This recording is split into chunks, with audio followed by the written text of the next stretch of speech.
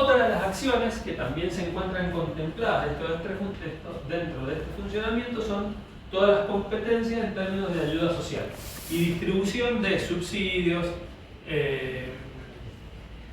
partidas discrecionales de dinero para las provincias o para determinados sectores que lo necesitan. El sector público, a través de sus instituciones, también está orientada al control de ese tipo de elementos o atribuciones. Fundamentalmente lo que tiene que hacer es propiciar la estabilidad y el crecimiento económico. Cuando ven con el profe, ¿han visto los ciclos económicos ya con el profe Nicolás? Sí, no, sí todo. Cuando vean, van a ver que los ciclos económicos tienen este funcionamiento. ¿Sí? Quiere decir que hay valles, hay picos, hay retrocesos, hay avances. Nunca un sector económico tiene un funcionamiento lineal, es decir, que siempre esté creciendo. En ese contexto lo que genera, o lo que trata de generar el sector público es que estas circunstancias de crecimiento y decrecimiento no sean tan abruptas. Porque lo que se produce cuando eso es tan abrupto es que aparecen empresas, desaparecen, la gente está bien, la gente está muy mal y se generan muchos efectos nocivos dentro de la dinámica del funcionamiento de la economía de un país. ¿Cómo se financia el sector público?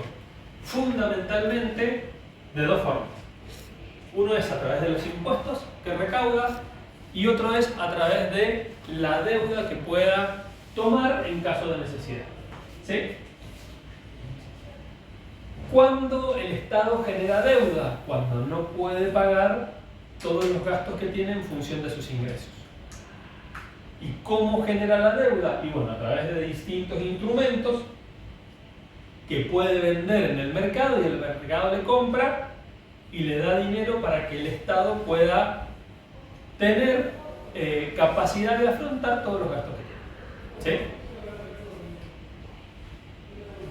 Con el tema o con el fenómeno de la globalización, esa deuda entonces puede empezar a adquirir algunas otras condiciones distintas a las que podría tener si el mundo no estuviera globalizado.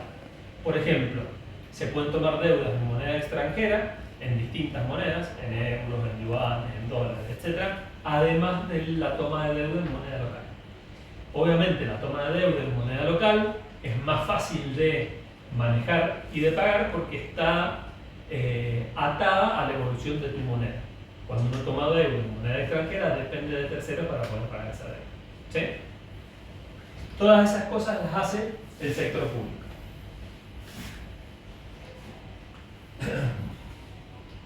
Conceptualmente, si uno lo tuviese que dividir en niveles, uno podría decir que el sector público argentino está dividido en tres niveles. El primer nivel lo forma el sector público no financiero, ¿sí?, que está compuesto por la Administración Pública Nacional, que es esto que vemos acá, las empresas públicas y los entes fiduciarios. Y también, además del sector público no financiero, están las provincias y la ciudad autónoma y los municipios. Otra forma de dividirlo, que es la que a mí me gusta más y es la que representa un poquito mejor el proceso de análisis del sector público, es en donde dividimos el sector público no financiero y el sector público financiero. El sector público no financiero lo podemos dividir en el Estado Nacional, el Estado Provincial o los municipios. Y a su vez el sector público financiero está compuesto por todas las instituciones públicas financieras, bancarias y no bancarias.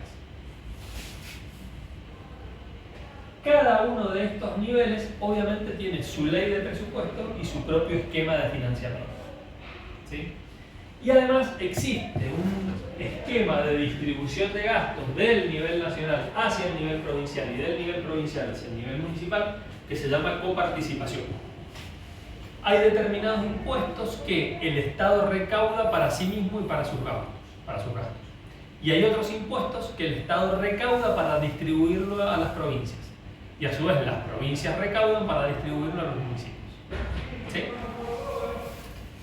Dentro del nivel nacional lo que tenemos es la administración central, y los organismos descentralizados sin fines empresariales. Las instituciones de seguridad nacional y las sociedades y empresas públicas. Eso es lo que está relacionado con el nivel nacional. A nivel provincial, obviamente lo mismo, la administración central y los organismos descentralizados sin fines empresariales de las provincias. Por eso cada provincia tiene su poder ejecutivo, legislativo y judicial. Las instituciones de seguridad provincial y las sociedades y empresas públicas de nivel provincial. Quiere decir que el nivel de distribución de organismos dentro de los niveles nacional, provincial y municipal es el mismo, nada más que la administración central depende del municipio, de la provincia o del estado. ¿Sí? Y las instituciones públicas financieras dentro del sector público financiero pueden ser no bancarias. Esto puede ser alguna institución que tenga algún fin de, por ejemplo, prestarle dinero a sus trabajadores. Hay un instituto que se llama el Instituto de Ayuda Financiera a las Fuerzas Armadas, que tiene determinados fines y que recauda dinero, ¿sí?, de manera proporcional a la cantidad de trabajadores que tiene, pero no es un banco. Y las bancarias, que serían los bancos provinciales o nacionales que dependan del Estado. Por ejemplo, en Mendoza hubo un banco que se llamaba Banco de Mendoza, que se fundió. Y en la nación, el banco más famoso es el Banco Nación, el Banco de la Nación Argentina, que es un banco del Estado. Y después hay muchas provincias que tienen sus bancos, ¿sí? El Banco Ciudad en Ciudad de Buenos Aires, el Banco de la Provincia en Provincia de Buenos Aires, el Banco de la Pampa, el Banco de Tierra del Fuego, etc. Bien, una de las cosas que nosotros dijimos es que conceptualmente el desarrollo o el análisis de cómo y de qué forma va a gastar el Estado su dinero está relacionado con la ley de presupuesto nacional. El presupuesto nacional es lo que establece cómo se gasta el dinero. ¿Y qué es lo que es el presupuesto nacional? Bueno, el presupuesto nacional no es más ni menos que una política presupuestaria del gobierno de turno. El gobierno de turno es el que decide la forma y los modos en que va a estar elaborado el presupuesto nacional. Y ese presupuesto nacional, a su vez, tiene que ir o tiene que pasar por el Congreso para que sea aprobado. Eso significa que cada gobierno de turno puede determinar, bajo algunas condiciones particulares, qué y cómo quiere instrumentar el presupuesto. Así como cada presidente puede determinar qué y cómo va a ordenar su gabinete, qué ministerios va a tener y cuáles no van a ser ministerios, también puede determinar cómo quiere analizar sus partidas de gastos. ¿Sí? Si quiere establecer presupuestos con déficit o sin déficit, o de qué forma organizar el presupuesto. Y es deber del Congreso aprobar eso que el Poder Ejecutivo establece como lineamiento base de todos los procesos de gasto del país. Eso está determinado entonces en el presupuesto a través de las políticas presupuestarias, gastos e ingresos. Una vez que se establecen estas políticas presupuestarias, lo que se hace es formular el presupuesto nacional. Acá en el medio, lo que pasa es lo siguiente. El presupuesto y las políticas presupuestarias se establecen en función de cada uno de los entes que componen el sector público. Es decir, vamos a suponer que a nivel nacional el presidente estableció que tiene 20 ministerios, bueno, entonces habrá 20 ministerios que van a elaborar el presupuesto, establecer las políticas presupuestarias y lo van a consolidar en un presupuesto nacional. Si el presidente eligió tener 5 ministerios, pues entonces habrá 5 ministerios que establecen 5 directrices determinadas y arman el mismo modelo de presupuesto con otra formulación. ¿Sí? Esas directrices de planificación obviamente tienen incidencia en la forma en la que funciona toda la actividad económica del país. Por ejemplo, si el presupuesto nacional tiene partidas presupuestarias que están relacionadas con la obra pública, entonces las empresas del sector privado que trabajan en la obra pública van a saber que van a tener mucha actividad. Si no tienen partidas presupuestarias de obra pública, van a saber que la actividad económica que está relacionada con la obra pública va a bajar sustancialmente. Entonces, siempre las políticas presupuestarias tienen un efecto que puede ser bueno o malo dentro de la actividad económica del país. ¿Sí? Una vez establecido el presupuesto nacional, lo que se hace es programar física y financieramente cómo se va a gastar ese dinero. Lo que hacen entonces es, todas estas empresas, instituciones, sociedades, la administración central, de los niveles municipal, nacional y provincial, lo que hacen es establecer un programa a lo largo del año de cómo y de qué forma van a ir gastando ese dinero. Y esa forma y ese método de gasto de dinero lo van a ejecutar en función de las necesidades que tengan mes a mes. ¿Se entiende hasta acá? Entonces cada área va a ser la que va a estar relacionada con el esquema de control que le quiere dar a las pautas y a las formas en las que va a gastar su dinero. ¿Eso qué hace? Una vez que se ejecuta, o sea que se gasta el dinero, hay una evaluación de cómo se gastó el dinero, evidentemente. Si el dinero se gastó de la forma en la que estaba proyectada o no. O hubieron alguna diferencia en términos de cómo y qué forma se gastó. Y entonces, ¿qué se hace? Si hay una diferencia, lo que se puede hacer es hacer una corrección del ejercicio fiscal vigente, y ustedes van a escuchar que hay reprogramaciones de las partidas presupuestarias. O se gasta más dinero del que se tenía previsto, por cualquiera sea la condición que pueda ser, o se redistribuyen entre otros ministerios, o se redistribuyen a otros gastos. ¿Sí? Eso es lo que sucede cuando la partida presupuestaria se ejecuta o se gasta de una manera distinta a la que estaba prevista.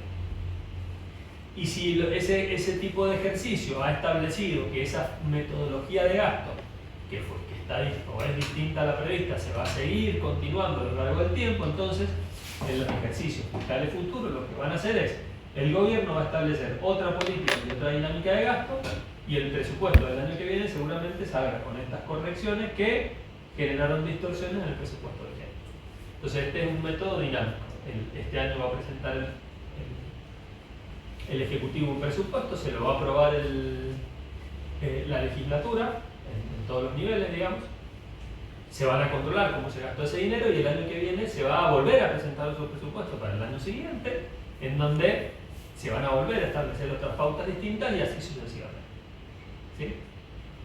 Eso entonces se retroalimenta todo el tiempo para que el presupuesto, que es dinámico, vaya teniendo asignaciones en función de las necesidades del Estado. Necesidades que lo que tienden a hacer es esas tres cosas: promover la eficiencia económica, mejorar la distribución de la renta y propiciar estabilidad y crecimiento económico. Esas son las pautas que se tienen que cumplir para que el presupuesto se vaya ejecutando y controlando a medida que se va avanzando. ¿Sí?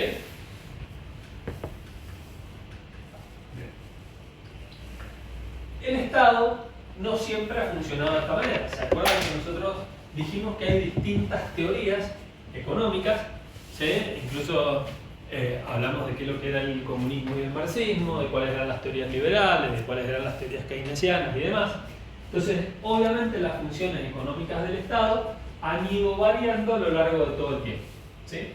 ¿En dónde se han ido modificando de una manera más fuerte? En aquellas estrategias de participación del Estado en donde el sector público es más importante. Entonces, cuando el sector público tiene una relevancia tal que afecta el funcionamiento económico del país, entonces obviamente las funciones del Estado son mucho más importantes y mucho más fuertes.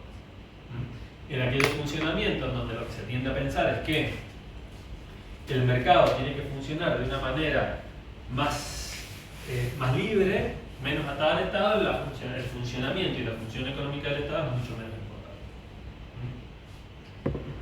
Obviamente, todo este esquema de funcionamiento entre el Estado, las empresas y la actividad económica tiene una interrelación. Se interrelacionan de una manera determinada. El Estado no puede prescindir de la intervención en la economía, sea cual sea su función. Si es una función pesada o si es una función liberalista, pero siempre el Estado está presente. Y siempre tiene interdependencia entre los distintos agentes económicos. Ya van a ver con el profe Nicolás cuando vean los agregados económicos y cuando vean el funcionamiento del mercado monetario y del mercado cambiario, van a ver cómo interactúa el Estado dentro de estos procesos. ¿Sí? ¿Dudas? ¿Quién es la administración central? Esto que hablamos acá.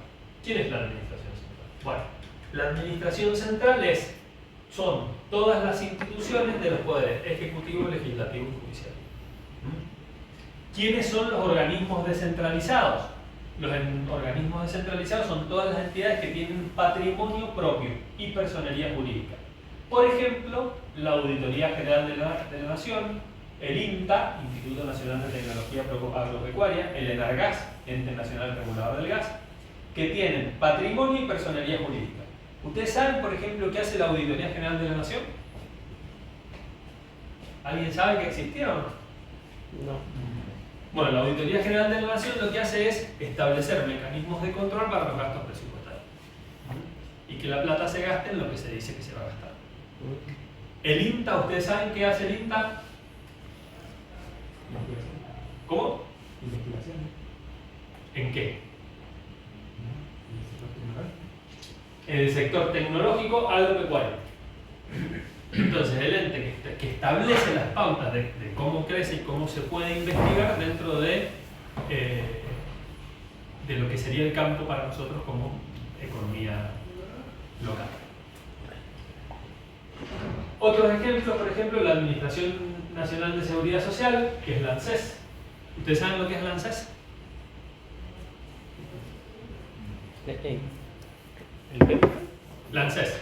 ¿Qué es lo que hace la ANSES? ¿Nadie sabe lo que es la ANSES? Se encarga de designar las jubilaciones. La de los Los subsidios. subsidios, es como que controla, digamos. Es un sector del Estado que lo que hace es administrar, ¿sí?, todos los aportes de todo el personal activo, para que los jubilados puedan cobrar. O los aportes del Estado para que, por ejemplo, eso se transforme en subsidios a la gente que lo necesita. Eso hace el ANSES. Y esto es lo que yo les decía, los institutos de ayuda financiera, por ejemplo, para el personal de las Fuerzas Armadas. Eso se compone de un aporte de todo el personal de las Fuerzas Armadas, y ese aporte va o bien a la caja de jubilación de las Fuerzas Armadas o a proyectos de inversión. Bien. Profe. Sí. ¿El ANSES entraría en organismos descentralizados? Es una parte, ¿sí?, de todo esto que vimos, instituciones de la seguridad nacional. ¿Ah? Pero, entonces entraría en descentralizados. Eso es lo que no. Y a ver, ¿y por qué sería, qué es lo que dijimos que eran descentralizados, verdad? Los que. Exactamente. El ANSES no tiene una entidad jurídica, no es una sociedad anónima, digamos, o una sociedad del Estado. Lo que es un ente de contralor dentro del Estado que lo que hace es administrar fondos.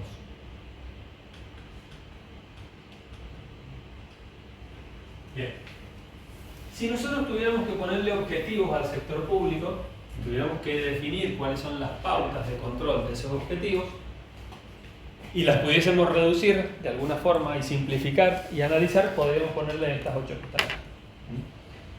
¿Qué es lo que tiene que tener como fundamento el sector público? Bueno, primero generar estabilidad macroeconómica.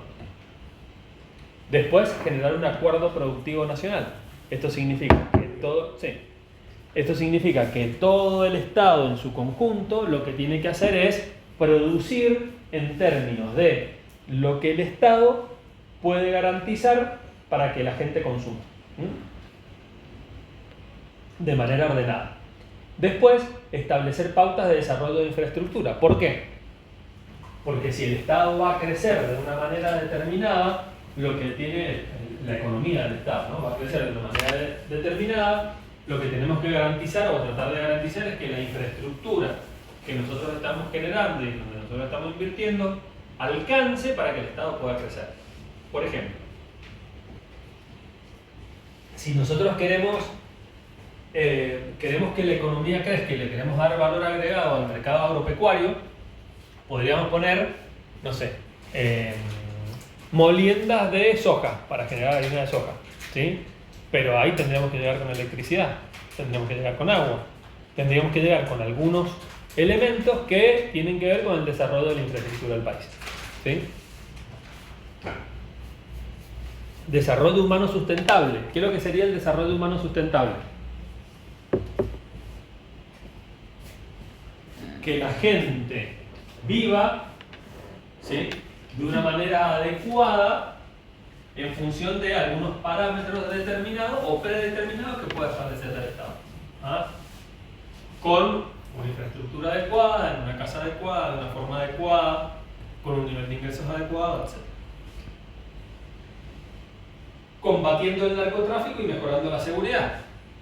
¿Por qué? Porque esto nos corrompe el mercado local. Fortaleciendo institucionalmente a los organismos centralizados y descentralizados y a las empresas. Modernizando el Estado. ¿Por qué? Porque lo que nosotros queremos tratar de hacer es agregarle tecnología, ¿sí?, al Estado para que sea más eficiente y para que pueda generar valor agregado en todas estas cuestiones.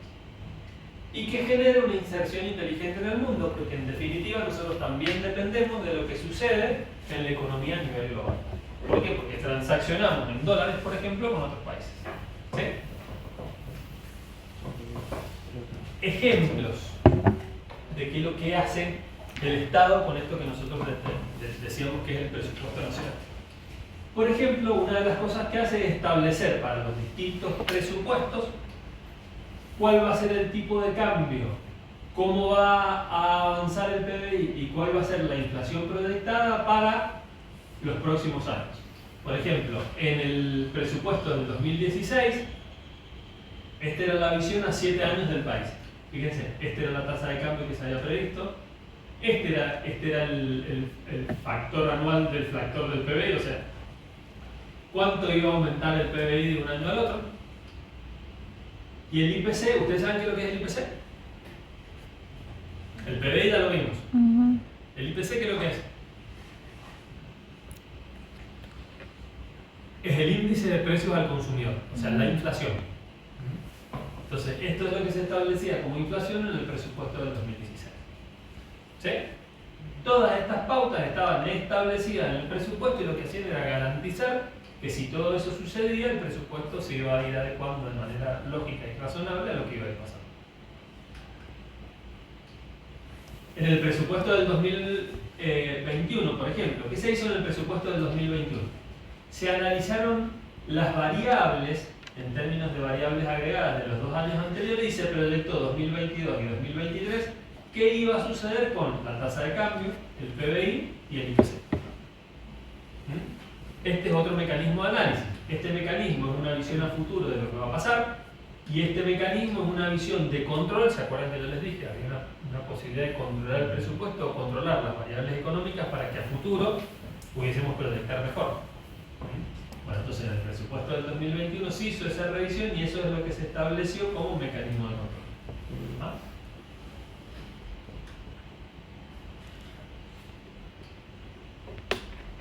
Una de las cosas que nosotros analizamos recién y que dijimos, bueno, tenemos que tener alguna forma de compararnos y de insertarnos de manera inteligente en el mundo. ¿Cómo se mide esa inserción? Y bueno, siempre se miden estos parámetros que nosotros fuimos hablando cuando hablamos de índices macroeconómicos. En PBI per cápita, inflación, tasa de cambio, etc. Fíjense, por ejemplo, esta es una comparación de cómo invierte cada uno de los países en términos de inversión en bienes y servicios en función del PBI. Obviamente todos los países que invierten fuerte en términos de estructura, infraestructura, subsidios y demás, funcionan mucho mejor que aquellos países que invierten poco. Porque crecen más rápido y porque se relacionan con el mundo de una manera más rápida. Y van generando mayor valor agregado en un menor periodo de tiempo. La inflación. Esto, que es lo que nosotros denominamos ciclos económicos, siempre tiene que tratar de tener un valor estable. ¿Por qué? ¿Qué genera una inflación de este tipo? ¿Qué les parece que genera una inflación de ese tipo? Que no está controlada. Incertidumbre. ¿Y el que invierte qué hace cuando ve que la inflación a lo largo del tiempo tiene ese formato? ¿Invierte o no invierte? No invierte. Permite que lo que quiere tener son algunos mecanismos de control de su capital que lo que tengan como objetivo tratar de resguardar su capital. Pero evidentemente no invierte. Para que tengan una idea, en términos generales yo diría que, salvo contadas excepciones, la inflación en los países de Latinoamérica, para no compararlo con algunos otros países distintos, tienen un orden de magnitud en términos de anualidad, o sea, inflaciones anuales, muy parecidas a lo que nosotros podemos tener en 15 días, 20 días, una cosa así. Entonces, en ese contexto, obviamente nadie va a invertir. ¿Sí? Nosotros podemos tener en algunos meses una inflación del 4, del 5%, y es lo que Brasil tiene en un año, o lo que Chile tiene en un año. ¿Sí? Ni qué decir de la inflación de agosto, que puede ser 12, 15%, y Brasil tiene la misma, o sea, nosotros tenemos 15 días la misma inflación que Brasil.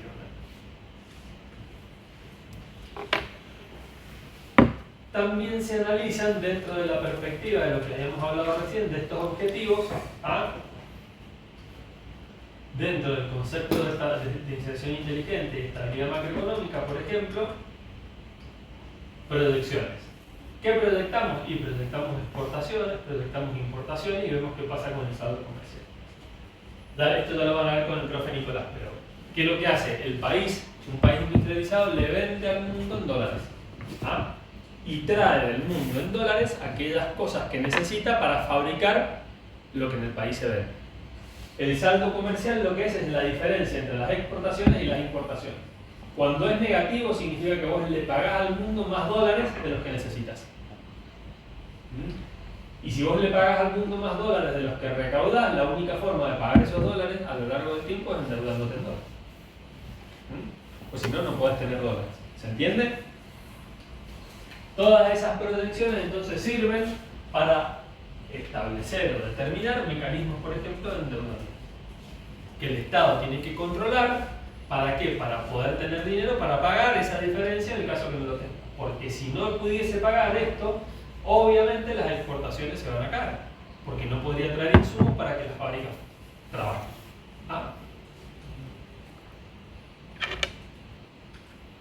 Bien. ¿Cómo se establece conceptualmente un presupuesto? Se establece de esta forma. Se establecen ingresos. Dice, bueno, yo voy a tener ingresos de, por ejemplo, 6 billones de pesos. ¿Sí? Y voy a tener egresos de 6 millones 30 mil pesos. Que voy a tener un déficit o un superávit. Usualmente los presupuestos de la Argentina lo que hacen es funcionar con déficit desde hace un montón de años. Es decir, nosotros gastamos más de lo que tenemos en pesos. Entonces, ¿qué tenemos que hacer ahí? Endeudarnos en pesos para cubrir nuestro déficit. ¿Qué tenemos que hacer cuando las exportaciones son más pequeñas que las importaciones? Endeudarnos en dólares para pagar el déficit. Entonces, siempre que haya un déficit o comercial o fiscal, lo que tiene que hacer el Estado es endeudarse para pagar. ¿Se entiende? Bien.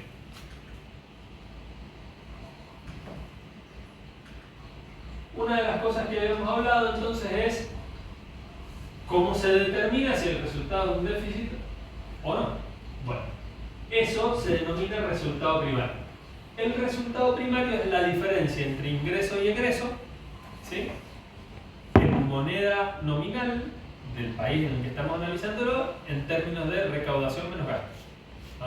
Así como la diferencia entre importaciones y exportaciones la denominamos balanza comercial, el resultado primario es la diferencia entre ingresos y egresos del Estado.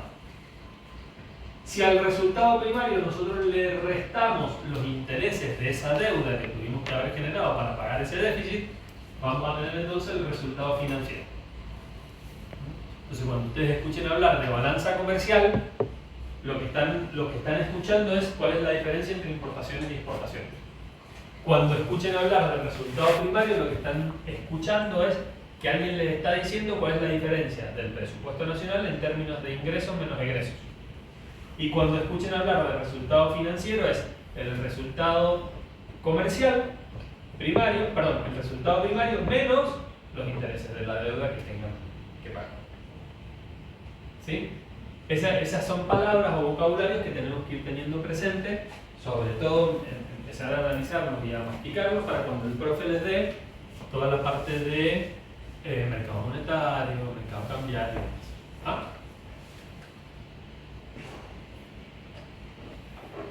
En términos fiscales, entonces, el resultado primario, cuando es déficit, siempre se mide en porcentaje del PBI. Todos los valores resultados comerciales, que sería la diferencia entre importación y exportación, resultado primario y resultado financiero, usualmente se miden en términos del PBI. Entonces el Estado va a estar mejor o peor en términos de lo que produce en un año, mientras más grande o más chico sea el resultado en relación a su PBI. ¿Se entiende? Bien. Para hacer un corolario de esto, ¿no? ¿Qué queremos buscar con esto? Queremos buscar lo siguiente. Primero, entender cómo funciona el Estado. ¿Cómo funciona el Estado a través del sector público? Funciona determinando la forma en la que va a gastar su dinero. ¿Cómo gasta su dinero? Lo establece a través del presupuesto. ¿Ah? El presupuesto, a su vez, tiene dos grandes elementos a tratar. El resultado interno en su moneda, y ese resultado interno puede ser un déficit o un superávit en función de que gaste más o menos de los impuestos que recauda. Y el resultado comercial, que va a ser la diferencia entre importaciones y exportaciones, que tiene que ver con los dólares que puede generar su economía y con los dólares que necesita para que su economía funcione. Y en términos generales, entonces, eso establece el funcionamiento razonable o no del presupuesto que se estableció inicialmente. ¿Cómo se distribuyen más o menos los recursos en el presupuesto, en lo que vimos recién? Y más o menos, para que tengan una idea, el 64% es la administración nacional, el 30%, 29% es las provincias, y estos serían los municipios y los otros que vimos recién. ¿Sí? Entonces fíjense que la torta del 64% usualmente se lo lleva el Estado nacional. ¿Cómo se genera financiamiento en pesos o en dólares para pagar ese déficit que vimos, ya sea comercial o fiscal? Y bueno, usualmente el sector privado aporta el 41% del déficit que tiene. Es decir, cuando el Estado toma deuda, el que se lo compra en un 41% es el sector privado. Un 50% de la deuda que toma lo dan o lo generan los mismos organismos del sector público. O sea, que el Estado tenga déficit, el Estado nacional, no significa, por ejemplo, que los Estados provinciales tengan déficit. De hecho, hoy la Argentina tiene déficit, pero la gran mayoría de las provincias tienen superávit. Entonces, cuando el Estado sale a pedir deuda, lo que hacen es muchas de las provincias que tienen superávit le compran esa deuda. ¿Sí? Y hay un 8% que generan o le prestan plata, que son organismos de crédito internacionales, nacionales, bilaterales, o lo que fuese.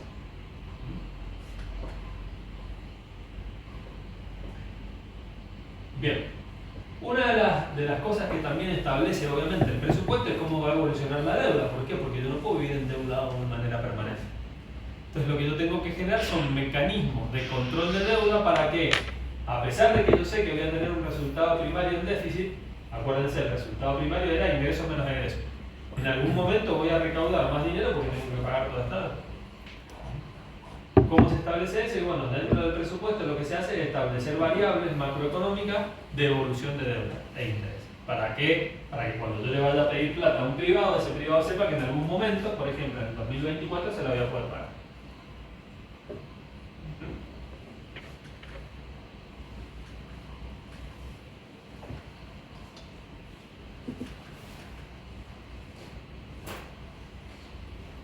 La relación entre la nación y las provincias, que fue lo que vimos recién, yo les dije, bueno, hay impuestos que el Estado recauda per se y hay impuestos que el Estado recauda y se los distribuye a las provincias. ¿Ah? Es tan complejo el análisis de cómo recauda el Estado Nacional y cómo distribuye el gasto a las provincias, que ese es un cuadrito, por ejemplo, que muestra cómo funciona la coparticipación. ¿De dónde recauda el Estado? Y, por ejemplo, de estos impuestos. ¿Y qué hace el Estado con esos impuestos? Bueno, lo distribuye de toda la manera en la que ustedes lo ven. Acá está simplificado, obviamente es un análisis que no se puede hacer y es imposible hacerlo, no interesa, sino que lo que interesa es ver cómo funciona el Estado en términos de complejidad, en donde están analizados acá todos los procesos de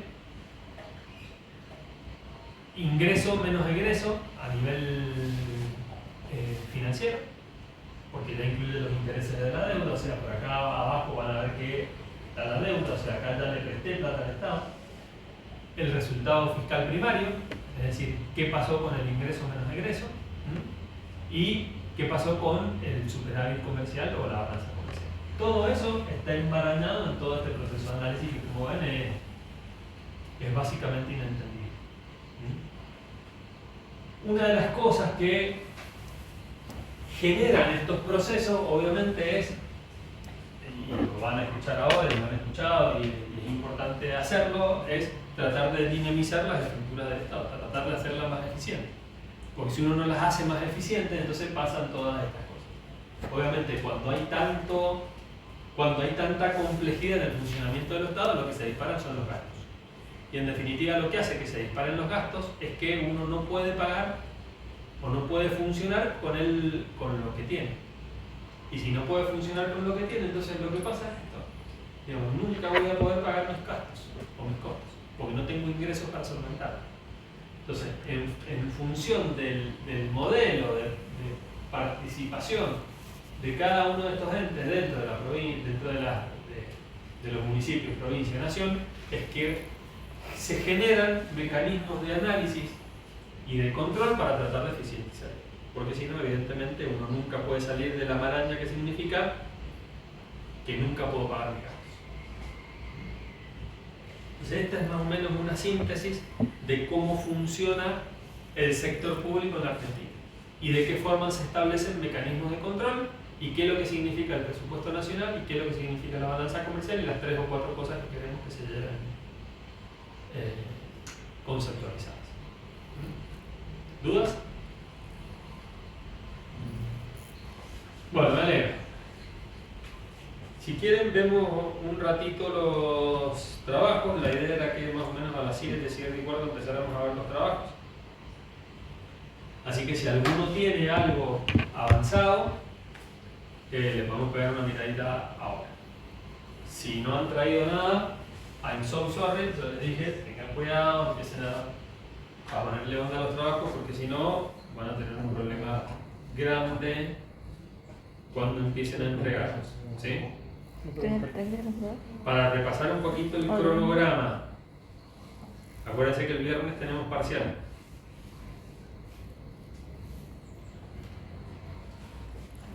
El lunes que viene ya tienen que entregar el primer borrador completo de trabajo. Lunes que viene, lunes 19. Para que lo revisemos y le establezcamos las pautas de corrección para que el lunes 26 ya entreguen la versión final del trabajo. Sí. Entonces, aprovechen todos los espacios que tengan para revisarlo, porque si no, va a ser un problema.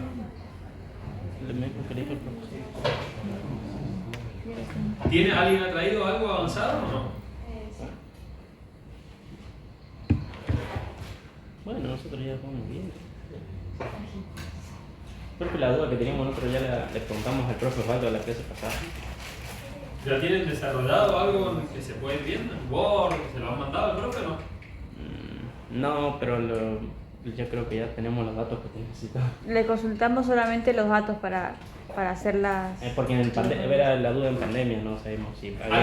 ¿Alguien tiene ya algo avanzado en términos de borrador, en un Word redactado, con gráficos, con análisis y demás? Sí, no. Sí, no. O sea, está muy borrador, Claro. excepto la parte del hecho. Chicos, no les queda nada para entregarlo, ¿no? A esta altura ya tendrían que tener elaborado un buen borrador en Word revisado, con las ideas cerradas, porque si no van a tener un problema grande después en la entrega del trabajo. O sea, si ya no han sacado los precios, ya no han sacado los valores de costo, si ya no han sacado el precio de equilibrio, si no han hecho el gráfico de oferta, el gráfico de demanda, si no han calculado factores productivos, si no han calculado la elasticidad del bien, si no han definido qué tipo de elasticidad y qué tipo de comportamiento tiene el bien y demás, yo estaría muy preocupado. Ustedes saben el nivel de exigencia de los trabajos. Entonces tengan cuidado con eso. Tómense 10 minutos a ver si llega el profe Nicolás o el profe Aldo, y si no, después ya nos vamos. ¿Ah?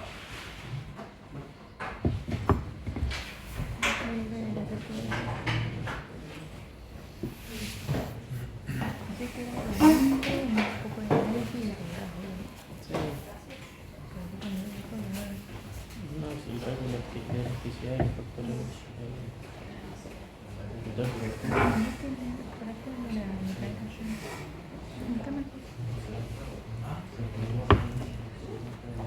No lo tenés ahí, ¿o sí?